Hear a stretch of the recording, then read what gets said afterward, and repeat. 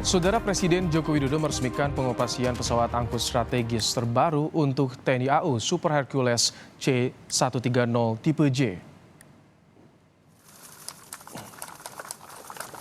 Peresmian Super Hercules pertama untuk TNI AU ini ditandai dengan pemecahan kendi dan penyiraman air kembang oleh Jokowi di Pangkalan Udara Halim Perdana Kusuma, Jakarta.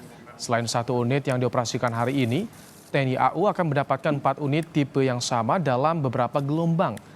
Dibanding pesawat Hercules sebelumnya, Super Hercules memiliki keunggulan, di antaranya sistem avionik lebih canggih, jarak terbang lebih jauh dan lebih cepat.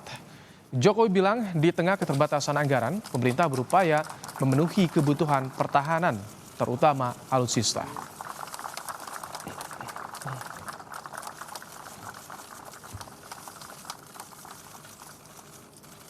Tapi kita ingin berusaha agar terpenuhi. Ya. Pasti. Pak Menhan. Pasti. Jadi, Tahu Pak, kalau Pak Menteri udah ngomong pasti ya, jelas. dukungan pemerintah Pak Joko Widodo itu saya lihat dalam sejarah untuk pertahanan itu terbesar. Tapi kita